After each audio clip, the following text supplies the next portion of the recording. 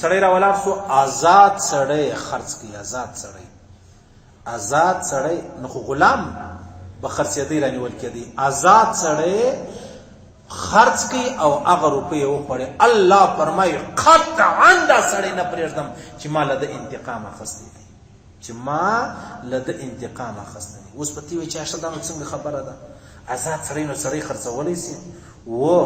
زموږ دوی په معاشره کې په علاقو کې اغوا برای تاوان والا نه دي کله الک اغوا کې کله بچی اغوا کې کله د چا ورور اغوا کې کله پلار اغوا کې بیا روپۍ در څخه غواړي د الله رسول فرمایي الله فرمایي داسې خلک بیا زه پرېږدم نه قطعا دې نه پرېږدم حر خو ما آزاد پیدا کړی و ته څنګه را ولاړ شوې تا دا غلام کې تا څنګه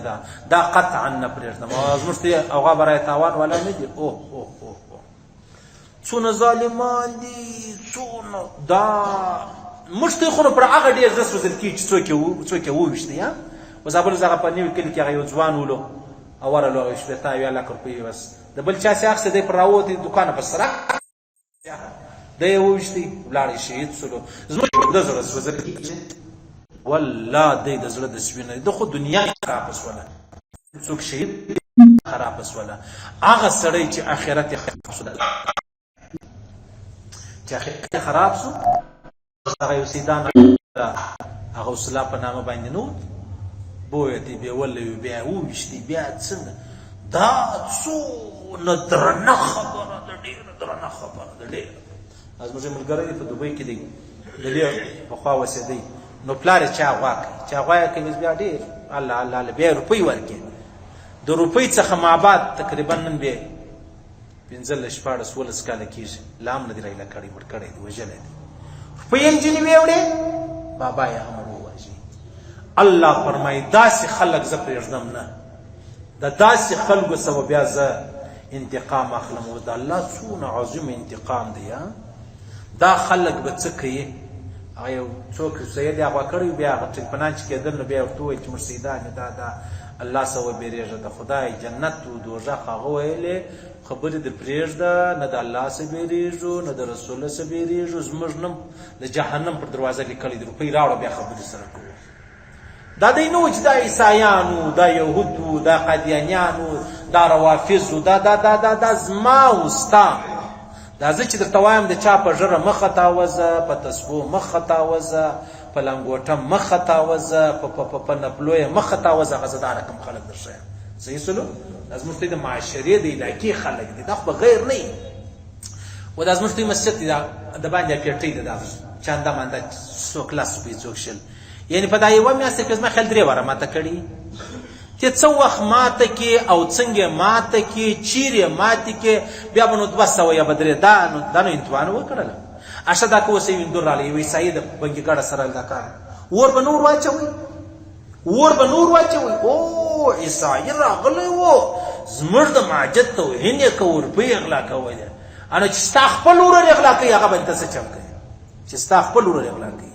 یعنی معنا دا ده نعوذ بالله و الله ته کما تا هر څه ویل پروا نه لري عیسایي که وویل موږ به راولاړېږو بیا به دی وژنو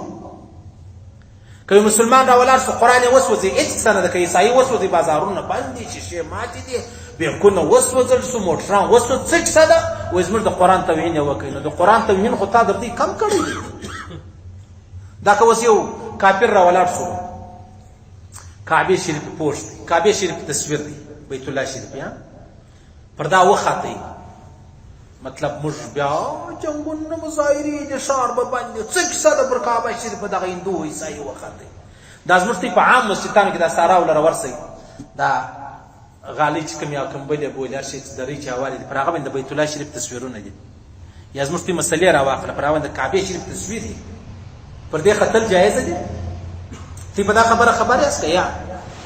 دا تاج په مسجد کې 15 صفه وار کړي دي یو طرف ته د مدینه شریف ګنبد خضرا ده بل طرف ته د کعبه شریف هغه تور بیت الله شریف تصویر دی پر دا چې دا ګرد خلک خېږي پر ناس دا ګناه لري کې نه لري دا څنګه دی دا که اوس کافر وکوي دا ګناهګار دي توهین یې وکوي دا واته چې پر ګرځي پروا نه لري تی په دا خبره ګرځه خبر یاست فتاوای اعظمي والا دیوبند هغه وایي دا حرام دی حرام تا چې د کعبې شریف تصویر باندې جوړ دی او بیا تور باندې خېږي ته څنګه باندې خېږي دا زموږ په کورو کې دا مسلې نه دي بیا پر هغه مسله پرېوځي دا فکر وکړي دا خبره در په یاد کړئ دا وګورئ ملایان به بیا وایي مولوي صاحب دا نو داسې خبرې کوي ملایان خو د معلومیږي او فتاوای اعظمي دا په 2 جلده کې ده نظام الدین اعظمي دا هغه فرمایي حرام او غیر سره دا فتاوا د مابین ځواب بس کعبه شریف تصویر دی او زبده زما بابا یا ستا بابا تصویر دی ته پر خیر یا نه پر خیر یا زمستي بزرګ دی الله والا دی تصویر مستي پر خیر یا نه پر کعبه شریف تصویر باندې څنګه خیر ولې خیر ګرځم ملایانو د مابین ځواب بس کتابونو د مابین ځواب بس دا ستا هلته سجده پر لګي او دلته بیا پښور باندې څنګه خبره ده دا چې اوس کافر وکړي او زموږ د کعبې توهین وکړي ته کعبه پرېږ د اول تا کړی دی اول نو معنا دا سول عزیزانو چې هغه سړي خو نو وویلې ول چې د جهنم پر دروازه زموږ نوم لیکلی دی روپۍ راوړي روپۍ ورجل باع حرا فاكل ثمنه سړی آزاد سړی خرج کوي دا هغه روپۍ وخوړي الله فرمایي دا سړی پرېږدم نه دا هغه برای تاوان والا دا پرېږدم نه دې سره به زه خپله مجلس کوم دې سره به زه خپله مجلس کوم اوس نو پسې ورسه چې د دا مسلمانانو سره څه ظلمونه کړي څونه مسلمانان په دا یو وخت کې علیحده ګر سره کاروبار شو ورور میزي اډه دي څه وایي ګلستان دي څه وایي بل علیحده به سړی پورته کېدی بیا به څه به کېدی بیا به خرڅېدی پر مخ ورسېږي پر مخ الله وای توبه نو دا چې دا کم خلکو کاروبار بلې په توبه نه خلاصېږي واجب به یاد ته وکړه 50,000 واره سړی زنا وکړي او زنا 50,000 واره سړی شراب وڅ نقصونه غټي ګناوي دي یو واره وای په حق وای په سچ وای الله زما توبه